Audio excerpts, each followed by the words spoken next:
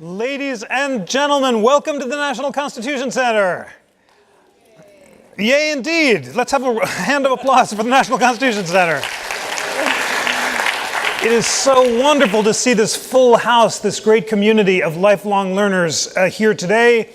And it is time to inspire ourselves by reciting our mantra. So recite along with me, and remember, we're going to do the full version, not just the attenuated one.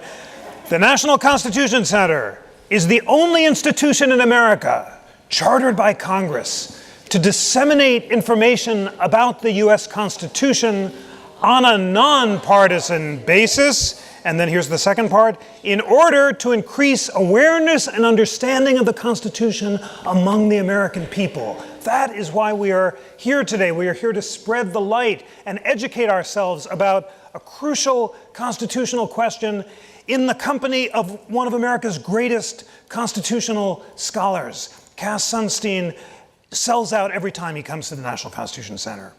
And part of it is the wisdom of Cass Sunstein, because his topics have been varied and memorable. 2 years ago, he was here to discuss conspiracy theories. His last visit last year was Star Wars and the Constitution. And some of you came in costume.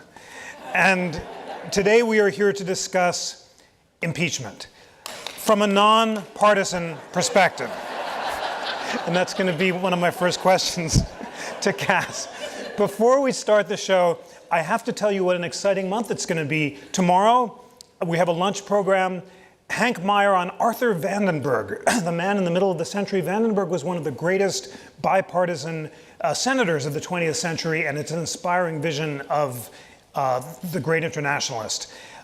Wednesday, we travel to Chicago, and we're having a debate about whether the First Amendment protects hate speech, picking up on this great debate we had in D.C. on Friday about the future of digital privacy. And then programs on Hamilton's vision, the future of conservatism, culminating in Bill of Rights Day. It's going to be an amazing spring and fall. Okay, well, Cass needs very little introduction. He's the Robert Walmsley University professor at Harvard. He was the administrator of the White House Office of Information and Regulatory Affairs. He is one of America's greatest legal intellectuals, whose books, from discussions of Republic.com about internet polarization to his studies of polarization among groups, to judicial minimalism, have proved prophetic, illuminating, and creative. Ladies and gentlemen, please join me in welcoming the great Cass Sunstein.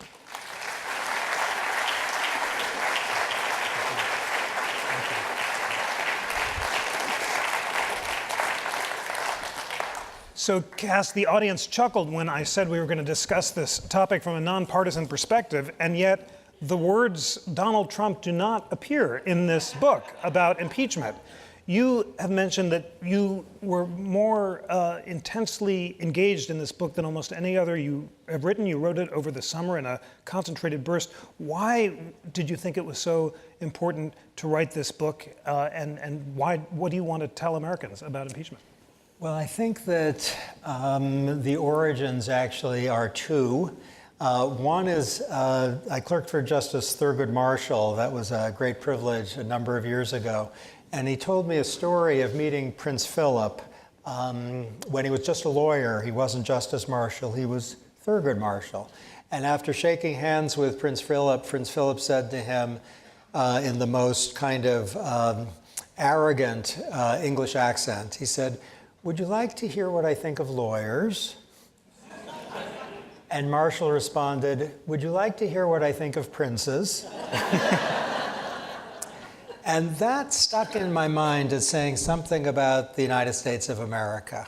That's kind of what we have in our DNA. Would you like to hear what we think of princes?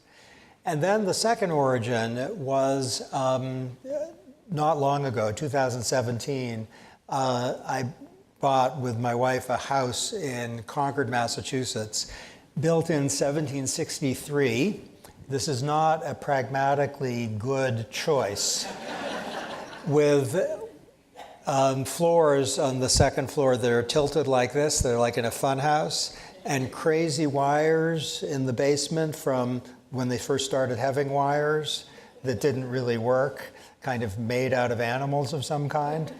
And the house has ceilings which are made for people who are under 5'8". And so this was not a practical choice, but it's a house that was actually one of the places that British soldiers came on April 19th, 1775. They went to a few places in Concord, and they were smart to go there because it was hiding munitions. It was one of the places where the American Revolution literally started. And that fired me up about the origins of our country. And impeachment I thought of as, a kind of question mark, question mark. That's a little bit of the, the unanswered question of our constitutional heritage. Where did that come from? What's that about? And so in my kind of obsessive quest to understand what makes America exceptional, really? What is really the source of that, rather than a partisan rallying cry? I got into impeachment as a window onto what's our country about. It's so striking that you begin with the American Revolution and you quote Emerson's Concord hymn, "By the rude bridge that arched the flood, their flag to April's breeze unfurled, here once the embattled farmers stood and fired the shot heard round the world." You say it's the third sentence, not the fourth, that most resonates with you. Here once the embattled farmers stood. Why is that? Well, here's how our country started. You want to hear the story? I've studied this stuff, forever, and I had no idea that this is how our country started. April 19th, 1775, the fateful day, the British soldiers were going to several places in Lexington and Concord. Concord is where the munitions were held. The Americans were dedicated to protecting the munitions, but they were part of England. They weren't going to get in a shooting war with Britain. For one thing, this is within the family. For another thing, you kind of don't get in a shooting war with Britain. That was the greatest fighting force on the planet. But the British soldiers invaded, so to speak, conquered, and the Americans were kind of holding them off near the North Bridge, saying, "You're not going to go get our munitions. We're holding them here. Things aren't going well between us. No, you're not going to pass the bridge." And the British soldiers were armed to fight. The Americans didn't think there was going to be a fight. The British soldiers standing off against the Americans, who were up on a hill guarding the bridge, shot into the Concord River. The Americans thought those are warning shots, those aren't real. And the Americans were calmly saying, "We're not going to disperse." And then 30 seconds after, the British soldiers shot a volley into the American ranks. They killed a fifer.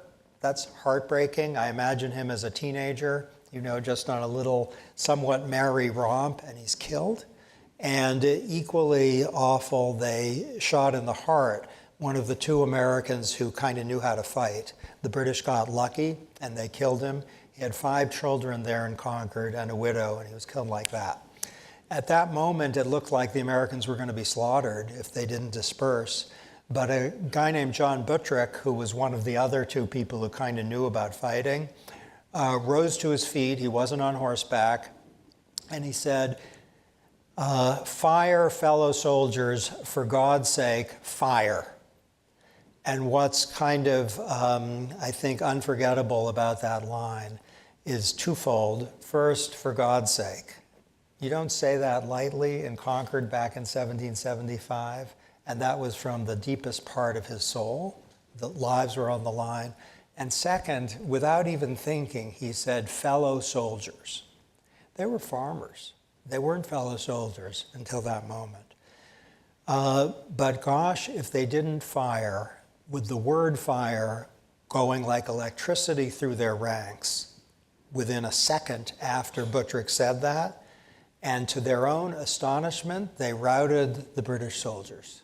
They beat the greatest fighting force on the planet in self-defense and ran them off North Bridge. That's where our country started. Your patriotism comes throughout this book, and your love of America. And I now have to ask the obvious next question. What is the connection between that patriotic story of the founding of America and the distinctively American conception of impeachment? So the word impeachment sounds British, doesn't it? The idea that it's an American thing. Who would believe that? But it turned out that in the 18th century, the British had ceased using impeachment almost entirely. It was kind of a dead thing. But the Americans claimed it and used it. What did they use it for? They used it to fight the abuse of power. Whom did they use it against? They used it against instruments of the king, who were ruling over the colonies in a way that was an abuse of authority. And astoundingly, can you imagine the temerity and the guts that colonists in, this remote outpost started saying, we're going to impeach them. And impeachment meant they have to go because they are abusing the authority they have, because they're not respecting liberty, they're not doing what the law authorizes them to do. Here's what, for this author of this book, was a thunderclap. Read, if you would, the Declaration of Independence in light of the real shot heard around the world, which was the impeachment proceedings in the 18th century. That was the initial shot heard around the world. If you read the Declaration of Independence, it is the culmination of the Americanization of impeachment. The words, all men are created equal, are the culmination of what was happening in our country in a time in which the monarchical legacy, by which people who didn't have a lot of money or education, surrounded by people who did, they'd put their eyes down, they wouldn't be allowed to look them in the eye, and they thought that was life. You didn't look in the eye your betters. The notion of your betters, that was obliterated in these decades, and impeachment was part of it. So it was said by Thomas Paine, we see with other eyes, we hear with different ears. And one of the first American historians who was actually captured by the British in the American Revolution, something happened, which is we stopped being subjects and we started being citizens. And that changed everything. Read the Declaration of Independence in that light. The Declaration of Independence is the Americanization of impeachment. It is articles of impeachment. That's what the Declaration of Independence contains. There was a debate at the Constitutional Convention about the meaning of impeachment. And as you note, the debate wasn't extensive. George Mason had wanted to introduce the word maladministration. Madison objected that was too vague, and the words high crimes and misdemeanors were chosen. What did Madison and the framers intend by them? Okay, so it's humbling to talk about this here, yes, to talk about what happened in Philadelphia. What is noteworthy is that Madison's notes were pretty complete for much of the convention. He kind of ran out of speed or something, and he started doing summaries. So more might have been said than we actually have a record of. But what we have a record of suggests that the idea of limiting impeachment to treason and bribery, which was there as late as September, just treason and bribery, that was deemed unacceptable on the ground that there are dangerous and serious offenses that would not be treason and bribery, and you need to have some mechanism for that. High crimes and misdemeanors came in as the cavalry. It rescued a very difficult situation. And the fact that there wasn't a whole lot of debate about the term, on reflection, is not, I believe, testimony to the ambiguity of the term, but exactly the opposite. So if one says the word automobile in the United States, everyone kind of knows what that means, though there are many places in the world, whether they get English or not, who won't, that word is kind of ambiguous. High crimes and misdemeanors is not so different for that period than automobile is for us. That is, it was understood to have a history, a context. The fact is it was used in America. The people at the convention were familiar with impeachment proceedings in the states, and it basically meant terrible abuse or misuse of power. That's what it meant. And Hamilton explained it that way in the Federalist. The debates in the ratifying conventions, which were public, kind of nailed that idea and gave it concrete meaning. But if you think about impeachment and high crimes and misdemeanors, don't think, presidential crimes. Because there are presidential crimes such as jaywalking or shoplifting or even income tax fraud, which President Nixon was apparently guilty of, at least the IRS said so, not impeachable. That's not an abuse of presidential authority. None of that's good, but it's not what high crimes and misdemeanors are about. Also, you can have something that is not a crime, that is a high crime and misdemeanor in the constitutional sense. If the president says, I really like Paris, and I'm going to spend the next 8 months there, maybe call me if there's something really important, but Paris is where I'm going to be, that's impeachable. That's an egregious, in that case, neglect of presidential duty. So high crimes and misdemeanors meant really bad exercises or refusals to exercise the awesome power you have by virtue of being president, and that makes logical sense. The decision to create a powerful president, which was Hamilton's great victory at the Constitutional Convention, that was super controversial.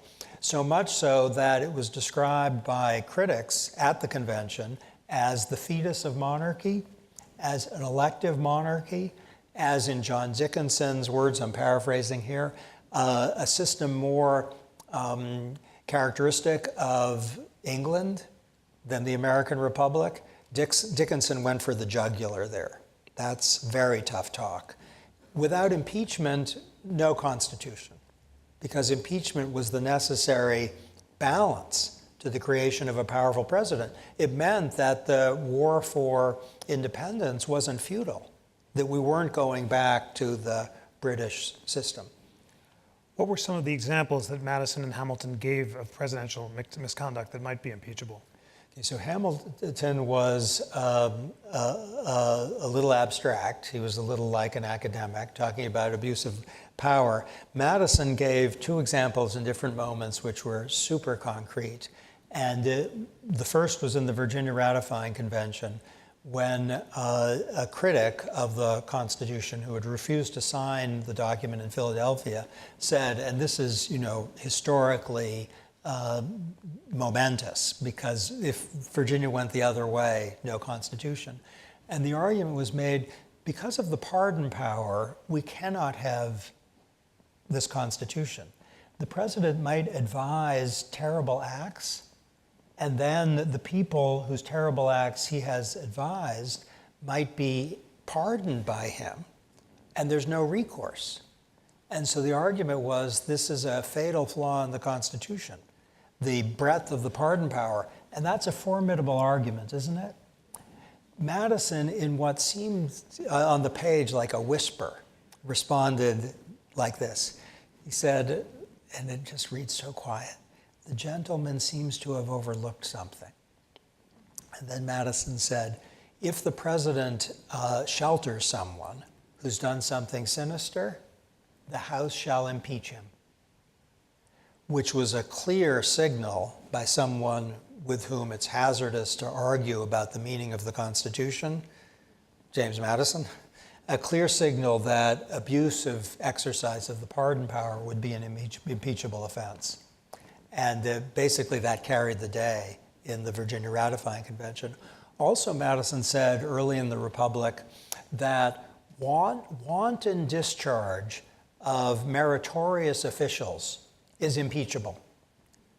Meaning, if, let's say, President Obama decided, I'm going to fire, basically 18 people, not because they're doing a bad job, but because I'm kind of in a bad mood, or I don't fully trust them in some way. Keep it vague. That's Madison's impeachable territory. And yet the first presidential impeachment, that of Andrew Johnson, involved Johnson's attempt to fire the Secretary of War, Stanton, in violation of the Tenure of Office Act. The Senate acquitted, and the Supreme Court later suggested that the act had been unconstitutional. Why do you believe that that was not a meritorious impeachment? Okay, so recall what Madison said in the wanton discharge. He wasn't saying, you discharge one person who's good and you can be impeachable.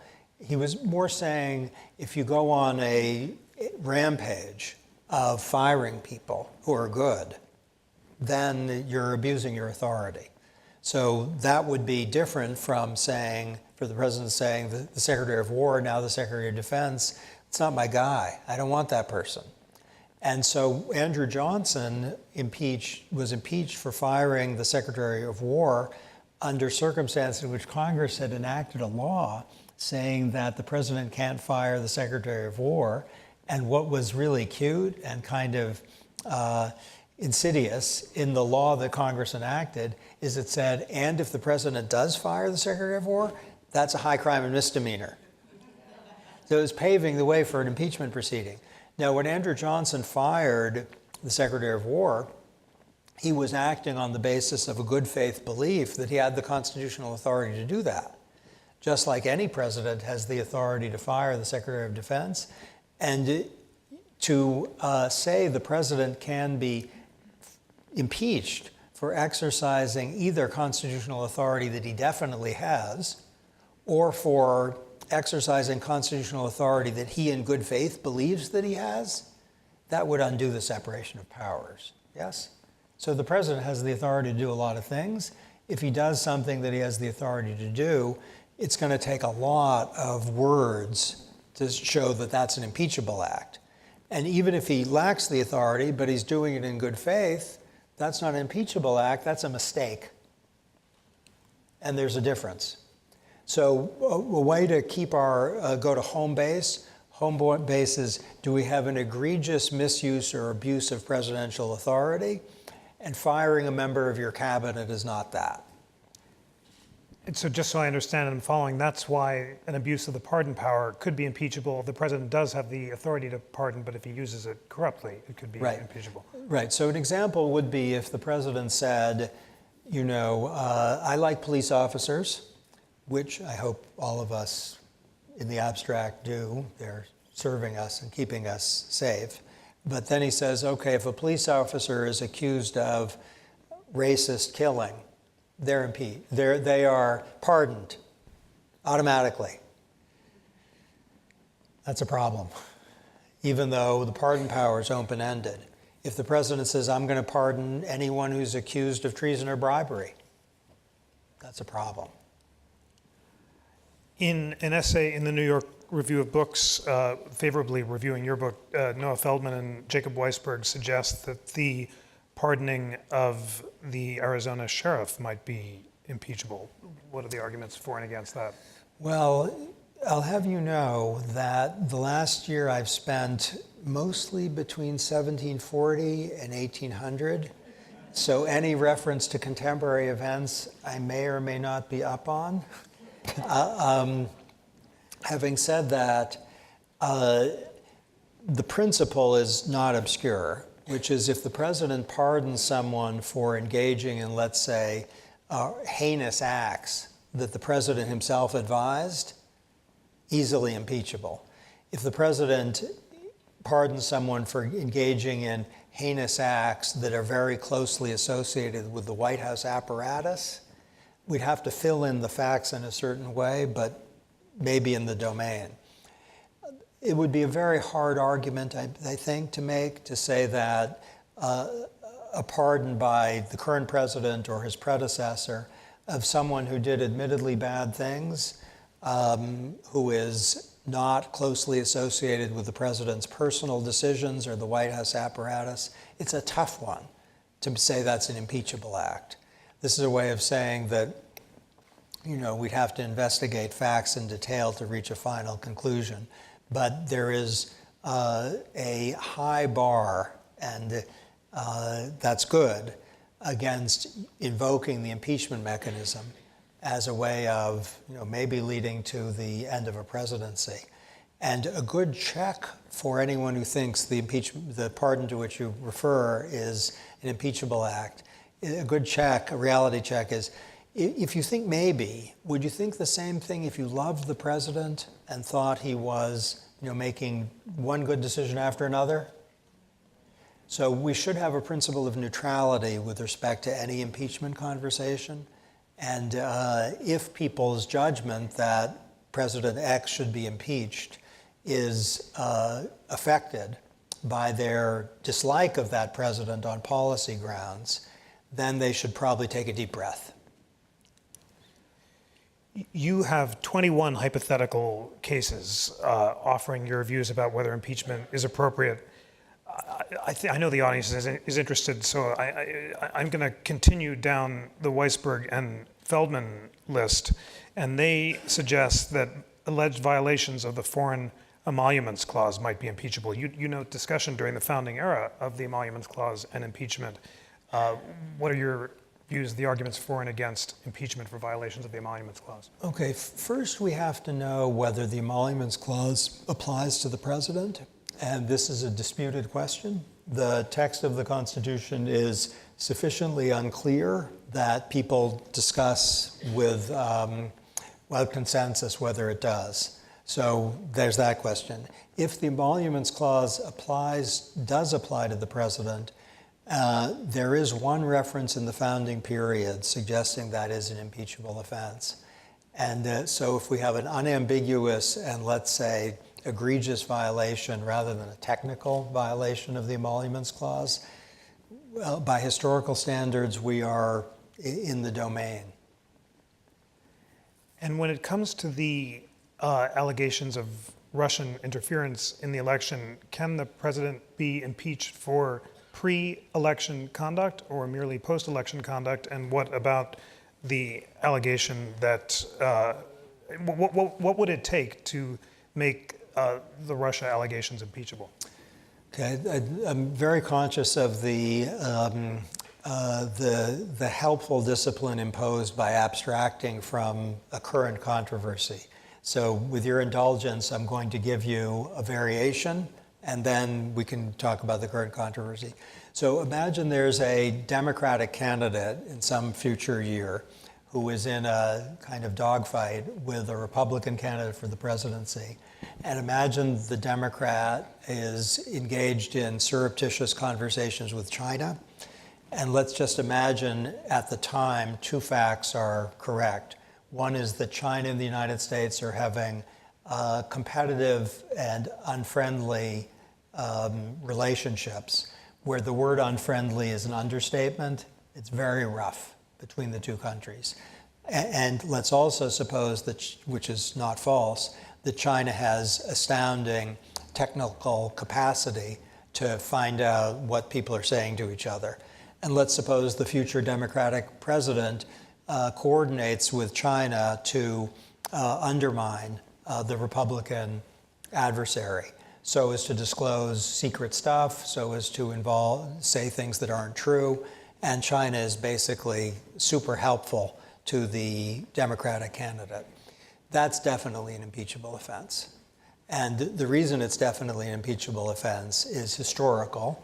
In the Constitutional Convention, in the very discussion that we were exploring, where the impeachment provision was basically guaranteed in one or another form, the example given was the president obtaining office by corrupt means. It says, shall he be able to obtain his office by corrupt means and after that repeat the injustice? And that was a decisive argument. Now, in the particular conversation, the example was corrupting the Electoral College and obtaining the presidency that way. But the case of enlisting a country with whom we aren't particularly friendly to do in a political opponent, that's worse. Which is a long way of saying if a presidential candidate personally interacts with a nation with whom we are on friendly relations to procure the presidency through that interaction, that's impeachable. By the way, I have some recent, very tentative numbers. not nationally representative, but diverse Americans, suggesting that Republicans and Democrats agree with the founders on that point. Because your issue spotting is helpful, I'll just ask, what about firing Comey? Under what circumstances is obstruction impeachable, and what would you have to prove to make that impeachable? Okay, these are fantastic questions. I'm eager for the answers. What I hope everyone who's listening can appreciate is they're kind of fantastic lawyers' questions, but they're also fantastic questions for non-lawyers.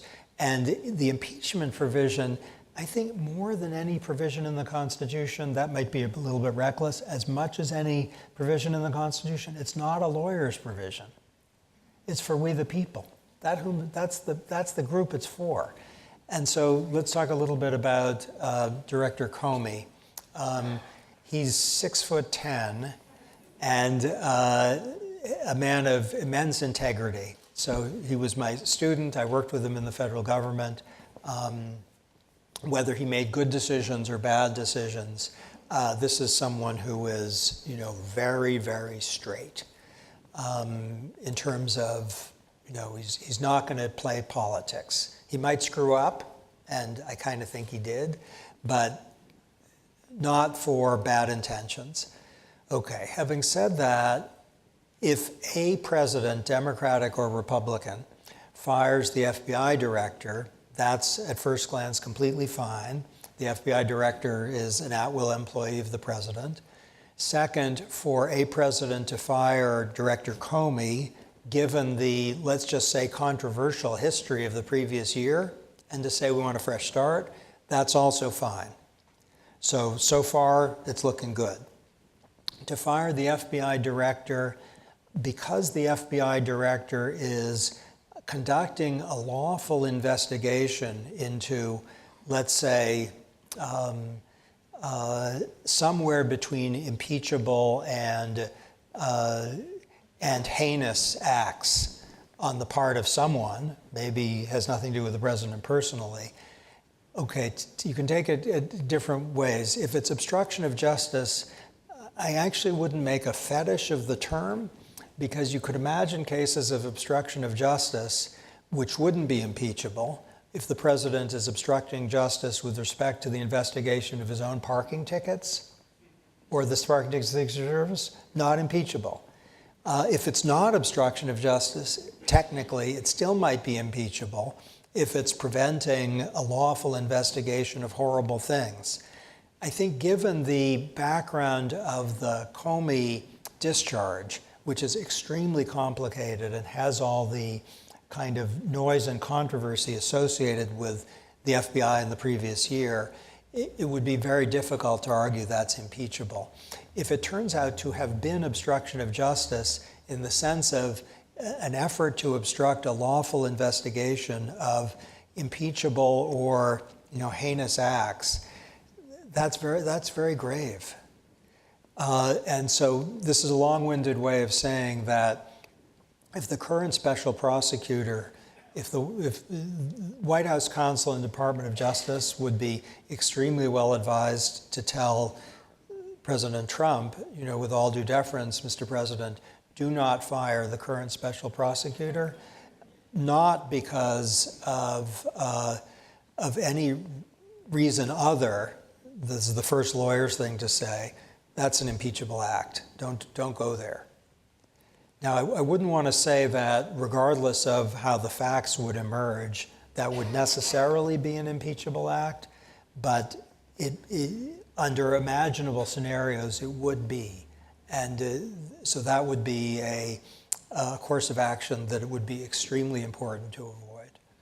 Under what circumstances would firing Mueller be impeachable, and under what circumstances would it not? Okay, so the easier thing to say, I regret this, so I should add, I worked for President Obama, and I feel that someone who worked for President Obama owes a duty of kind of caution and deference to his successor, and that's one reason. It's not the main reason, but it's one reason the book doesn't talk about President Trump.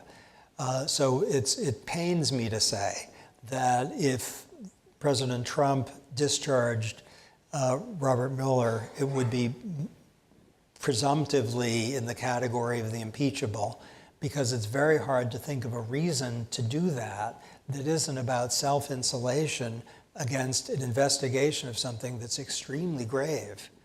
And by extremely grave, I really am putting my finger on the Russia-US interaction and not saying that there's any reason to think that President Trump was involved in that. There isn't, so far as I'm aware, any evidence of that. But we do have evidence that a person who was working, it's to be hoped at a very low level for the campaign, was actually interacting with Russian officials about finding dirt on a Democratic opponent. Now, whoever you voted for, and this is not a negative about President Trump, it's about that person, you don't do that. I mean, for someone working on a campaign to engage with Russian officials about finding dirt on an opponent, whether you're Senator Sanders or Senator Cruz or, Congressman Kennedy or a Republican aspirant of any kind, you do not do that. That's a betrayal of your country. So, if that's the kind of thing that's being investigated, to fire someone for investigating that kind of thing, that's really calling up the worst fears of the founders, which were about entanglements with other countries that were not loyal to our democratic process, let's say. Okay, now, if a special prosecutor is fired for abusing his own authority, or for not playing fair with prosecutorial discretion, let's say, or for being on some kind of genuine witch hunt, where an objective observer would call it a witch hunt, that would, of course, not be an impeachable act. So the hard case for those who would object to the discharge of a special prosecutor would be a president saying, I'm kind of trying to do my job here and serve the American people, and there's this person who's making life a nightmare. There's nothing here. There's some low-level person who did something admittedly awful, but now it's becoming a all-encompassing, diverting thing from the job of the President of the United States. We can't have that. Now, as I say, given where the circumstances are to make that argument, that is a neutral ground for discharge, doesn't appear to be easy. So if I were in the White House, I would say to the president, as I know presidents have been occasionally told over the years, there's an impeachment mechanism here and you don't want people to be thinking about it. Stay away. Now, I have more questions about the current situation, as do the audience, but I have to share that your answers, remarkably judicious and nuanced as they are, seem unlikely to persuade the House and Senate. And indeed, you say that out of the 3 impeachments in American history, 2 were non-meritorious, Johnson and Clinton, and the one that would have proceeded to impeachment, Nixon, is the only clearly meritorious one. So is there an academic quality to this discussion? And what happens if Trump fired Mueller for corrupt reasons and the House refused to impeach anyway? So there's a great psychologist who would have gotten the Nobel Prize, he died young, named Amos Tversky, who said, I'm an optimist, and it's rational to be an optimist, because if you're a pessimist, you suffer twice. Once when the bad thing happens, and once when you're thinking about it. So I think with respect to our institutions, we should be optimistic. And so I had some involvement in the Clinton discussions. I was, testified before Congress and talked to a number of members of the House, and I think some on the Senate side.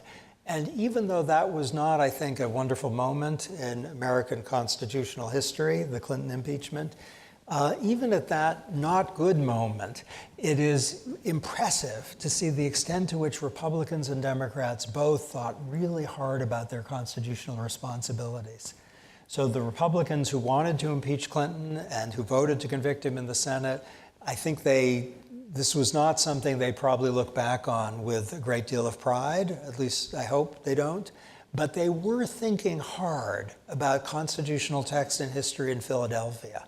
And they were trying hard to give an account of their judgment that fit within the constitutional context, and bless them for that. The Democrats, who by and large opposed, they were also very focused on the constitutional standard, and a number of them said, I don't have much enthusiasm for what President Clinton did, but it's not the kind of thing that got Madison and Hamilton interested in the impeachment mechanism. It's just a different fish. And they were talking constitutionally on both sides. So French social theorist La Rochefoucauld said hypocrisy is the tribute vice pays to virtue. Works in the household, works in the workplace. People will say something, even if they're hypocrites, but that's usable. They are paying a tribute to virtue. And in the Clinton impeachment, virtue got a lot of tributes, even by the hypocrites. And that's, in a way, promising. It suggests if something really grave happens, and let's hope it doesn't, but if something really grave happens in the next period, that kind of fixation on what the Constitution means, I expect we'd see profiles encourage. I can't resist sharing. I also testified during the Clinton impeachment, and it was a terrible tragedy because Alan Dershowitz was testifying right next to me.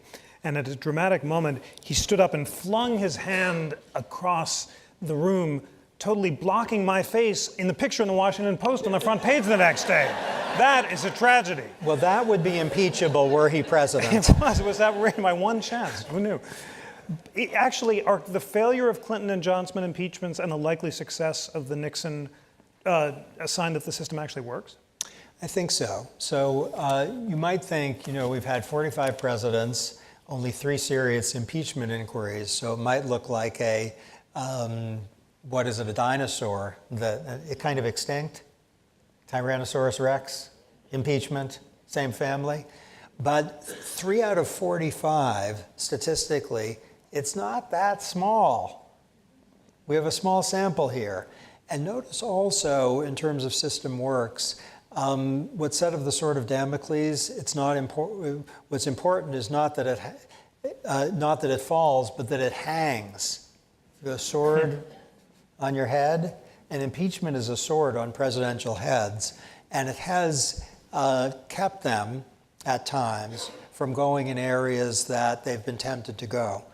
The fact that it worked in the Nixon case, which was the most egregious, certainly of the modern cases, is a tribute. I do worry a little bit, though, about 2 things, and with your indulgence, I'll tell you which one I worry more about. One, given the speed with which fake news spreads, we could see in, the next 20 years, an impeachment effort that is politically motivated and completely baseless.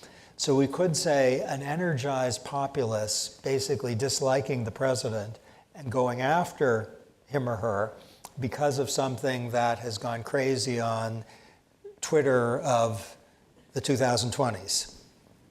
That would be bad. And that would destabilize the system in a way that would be, given the role of the United States in the world, be awful. But there's something else I worry about more, and some of your questions signal this. Imagine that we had, in the US, a clearly impeachable act. It could take the form of something like an abuse of the pardon power, which is bad, or the unlawful and, let's say, impeachable discharge of someone who's trying to undertake a very important investigation, or worse, it could take the form of an abridgment of liberty. And I say that's worse kind of with historical lens, because in Massachusetts, where you remember fire, fellow soldiers, for God's sake, fire, during the ratification debates, someone who's not very famous, in fact, he had a pen name, Cassius, wrote, okay, suppose there's terrible violations of liberty, that's what impeachment is for. And that's kind of searing, I think, words, and searing in a good way, They're engraved, I think, on the American psyche, that concept, if not the particular historical account. But suppose a president does something like that, something that called up what happened in the ratification debates to say this is what impeachment is for. Would we impeach such a president? What if the House of Representatives is controlled by the same political party of the president? Would we impeach that president? We don't know. And that's worth worrying over. Well, that points to the deep democratic roots of impeachment. And you're pointing to two really dangerous possibilities, that there might be defects that make the democratic deliberation that the founders relied on for the whole system to work impossible. Yes. I needed to drink. This isn't water. This is bourbon. This is straight bourbon. You thought it was water? Okay, so the concern is that we would either get all charged up and, let's say, do an illegitimate impeachment, or that we'd let someone stay under circumstances in which things are going really sour. I think that's very, very unlikely for a couple of reasons. Our institutions are such that for a president to abridge liberty in a very serious way is challenging. Not impossible, but challenging. First, because the president worries about what the people think. Second, because Congress makes the law. And third, because the judges are there. Maybe of all these, the most important is the constraining effect of public opinion. So presidents who have been tempted to go various places often aren't because of the check that we, the people, are, we're watching. And to have a sense, I think, of the fire of the 1750s, 1760s, 1770s, in which self-governance and the equal dignity of human beings were kind of born.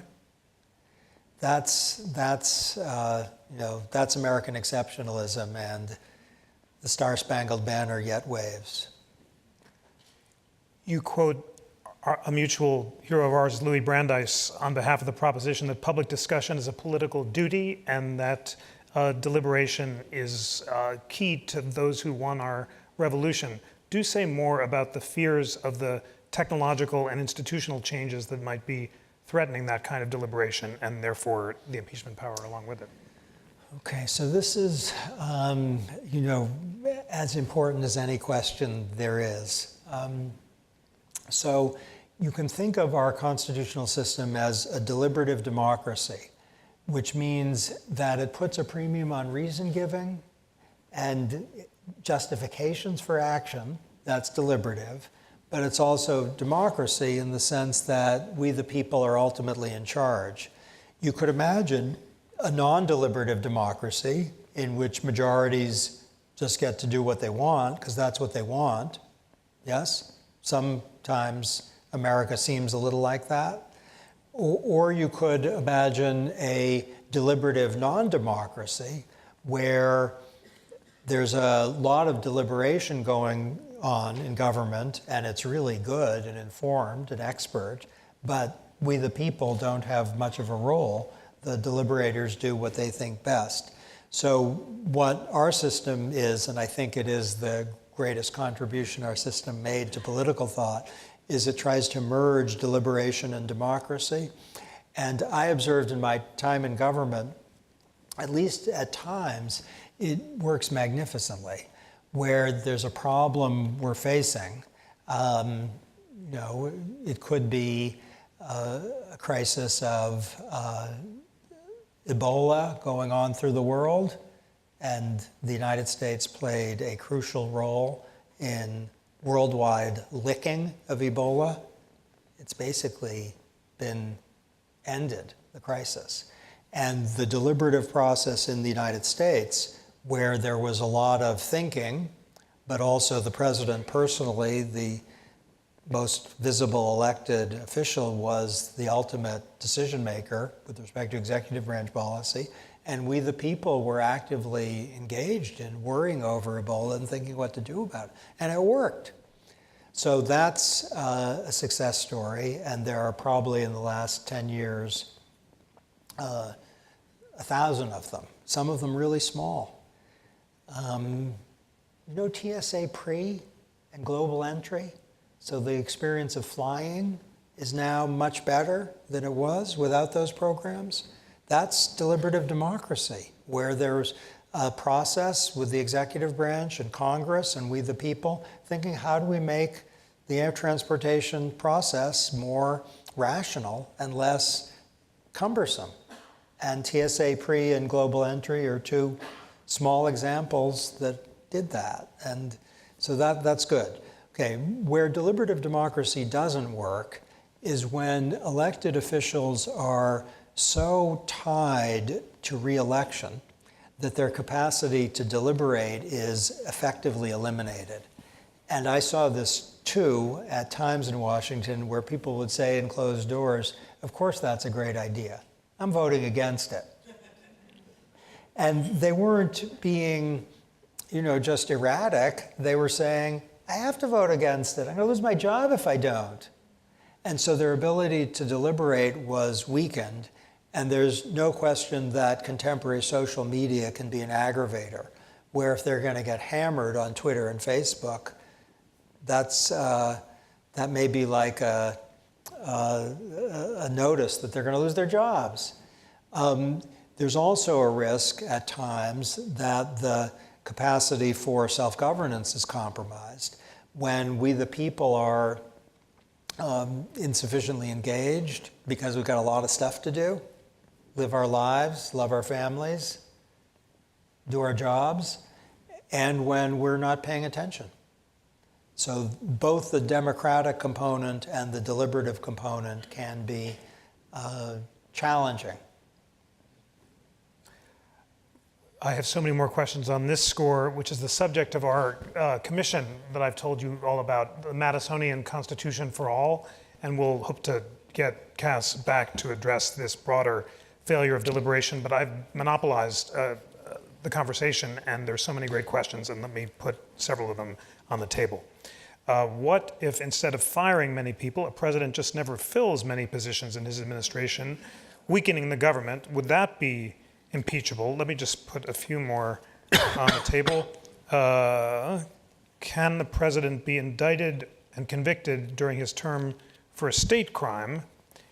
And was not the action to fire Comey an impeachable act? So just to remind you, the first one is, what if he just didn't fill a lot of positions weakening the government? Would that be impeachable? I don't think so. So if the president decides, there are a lot of jobs that we kind of don't need to get filled, and I'm going to do my job and the executive branch is going to operate, but we're going to save taxpayers' money, that's not an impeachable offense. If the president announced the federal government is basically going out of business or something like that, then we're getting to egregious neglect of duty, but it would have to be very extreme, not about not filling positions. Okay, the Comey question, it is a very discussable question. And what makes it confusing, the Comey question, I think, though I've been stuck in 1770s, but so far as I've been keeping track on Twitter, what's happening, you can rely on Twitter, yes? My understanding is that the reasons given for discharging Comey have not been the same. So forgive me if I'm not getting this right, but I think the reason given by the Deputy Attorney General, who had the authority to fire Comey, was that he went after Secretary Clinton too hard with disclosure of emails. And that would be by itself a hardly impeachable ground for discharge. It would be completely within the domain of, let's say, Deputy Attorney General / presidential prerogatives. But my understanding is the president later said something completely opposite, that it was about Russia. Now, to go behind the competing statements of various people in the context of an impeachment proceeding, especially when we now do have a special prosecutor in place who's doing the investigation, I do not think it would be very challenging to turn this into a justified ground for impeachment. You need to generate lots of material that showed the ground for impeachment, the ground for discharge was clearly illicit. So this is a long way of saying the Comey discharge, it's very hard to make that into an impeachable offense. The Comey successor, so to speak, not literally, but the current investigator, that would be a much cleaner case for a legitimate claim. This is an impeachable offense, depending on the factual scenario that prompted it. That's really a law professor's answer, isn't it? I'm sorry. No, it was and the third one was, can the president be indicted and convicted during his term for a state crime? No, no, no. No, exclamation point. Huh. A clear answer. You want an explanation? I was trying to give a non-law professor answer. Yeah. The best reading of the Constitution, though this is not unambiguous, is that the president cannot be indicted while being president. And the reason is the president is president. He kind of has to do his job. And if he's indicted and threatened with a criminal prosecution, that kind of takes over the mind. Can't do his job. So an inference, I think, from Article 2, the best inference, is prosecute him afterwards. You have a wonderful last chapter where you answer questions like these, and here are some more. Can the president pardon himself? Would that be an abuse of power? The president cannot pardon himself, and that would be an abuse of power. And the reason is that the pardon power has a particular set of functions. Basically, the president can be Portia in The Merchant of Venice. The quality of mercy is not strained. Kinda. So the president is allowed to exercise mercy. And there's something really beautiful about that. And the ability to second guess the exercise of mercy is very close to zero. The pardon power is extremely broad, but there are two restrictions, I would say. One is the one that Madison specifically called up, which is abusing the pardon power so as to shelter people who've been engaged in horrific acts, especially if they are horrific acts that involve the president's personal participation. There were impeachable. And there's a long-standing prohibition on self-dealing in Anglo-American law, that you're not supposed to be judging your own cause. And while this isn't crystal clear, the better view I'm suggesting is that the prohibition on self-dealing carries over to the pardon power. That's not what it's for. What is the recourse if there are impeachable acts and Congress fails to take action? Well, I'm trying to think, what are the first three words of the Constitution? Remember, we the people. So if Congress fails to take action, I'll give a too simple account. The reason is that it's not in the incentive. The incentives aren't right for Congress to take action. So if the House declines to undertake an impeachment proceeding, it's because the House doesn't want to undertake an impeachment proceeding. And if the House doesn't want to undertake an impeachment proceeding, it's because people aren't demanding it. And a switch would occur if and only if people demand it, if their jobs are on the line. The Nixon example is instructive here, where a large number of Republicans who were loyal to President Nixon, who, by the way, was in many ways a great president, both domestically and internationally. We shouldn't lose sight of that. That makes the impeachment proceeding, which led to his resignation, all the more remarkable. That Republicans, non-trivial numbers, said, you know, he's our guy, but he's done these things, and they're impeachable. And it wasn't only an independent judgment. It's that voters thought this is not right. Remind the audience which of the Nixon articles of impeachment were closest to the core of the impeachment power. The one that is the strongest is the use of the apparatus of government to go after political enemies. So the claim was the president used the FBI, the CIA, and other parts of the government to punish people who were politically opposed to him.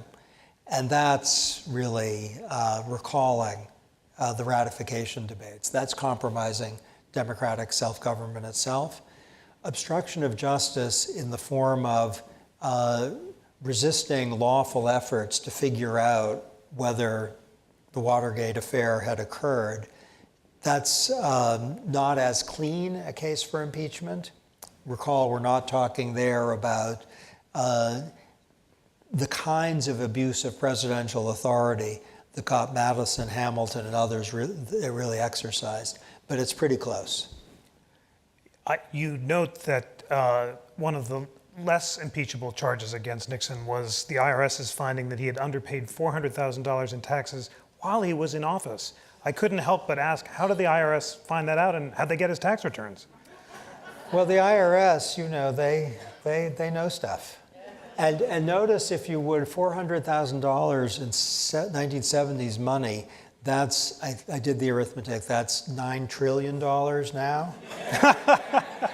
So that was a very significant underpayment of taxes. How did he earn that much, Nixon? So $400,000, that's a very substantial underpayment.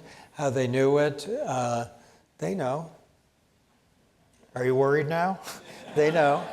That is, some of the Democrats thought that's an impeachable offense, but it just isn't. And the reason it isn't is that anyone, sad to say, could underpay their taxes. It's not an abuse of presidential authority. It's not like going on vacation in Paris, violating civil liberties, making war, or pardoning people on the ground that, you know, certain lives don't matter. That wouldn't be acceptable. Well, I have so many more questions than the audience does too, but we need to get you downstairs so you can buy and read this wonderful book. So I'm going to ask one last question, and there's an opportunity for some concluding thoughts.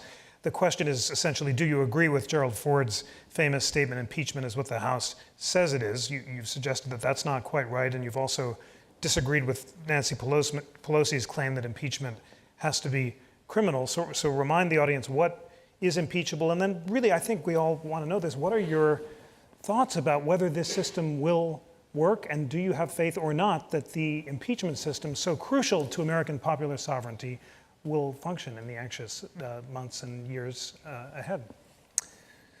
Okay, so Nancy Pelosi, whether you agree with her or not, she's been a dedicated public servant for a very long time and is a student of government and the Constitution.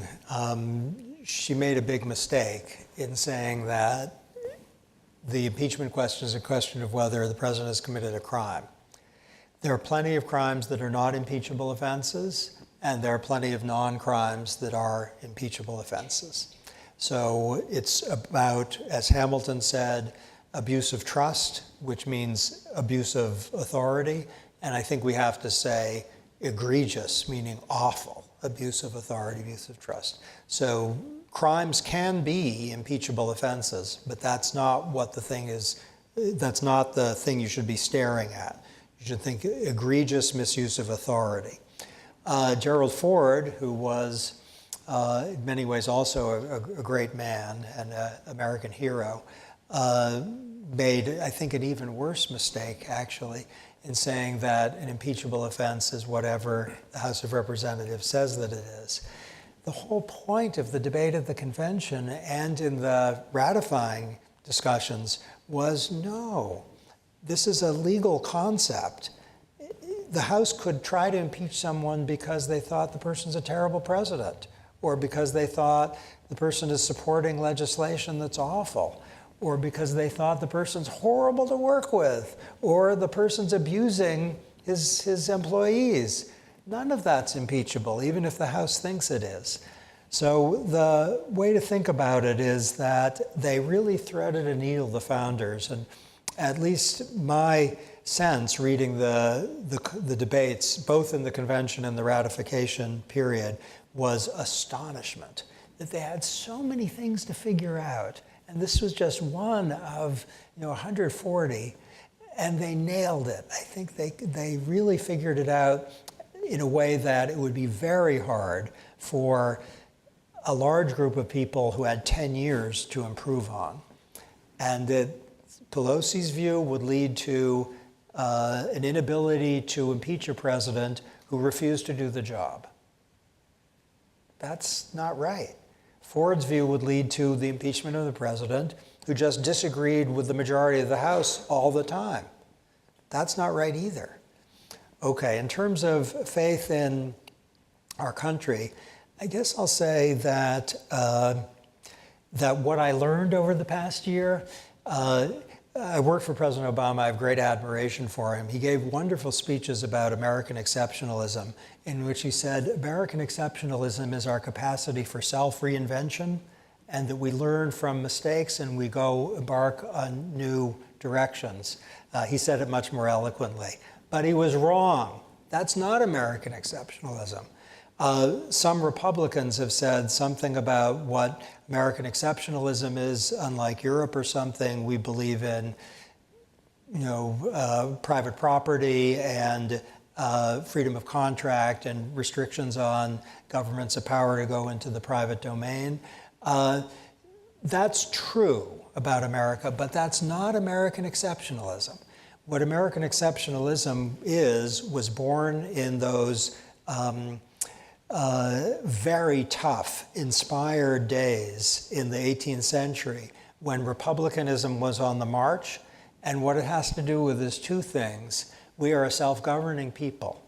It doesn't matter how much money you have or how much education you have. You are part of a self-governing people. And second, a commitment to the equal dignity of persons. And that is living and breathing in this room and in our culture. And wherever you were born or wherever your parents were born, if you're an American citizen, you have a link with those embattled farmers. They're kind of in you. And so it's going to work out. Ladies and gentlemen, for his patriotic scholarship, please join me in thanking Cass Sunstein.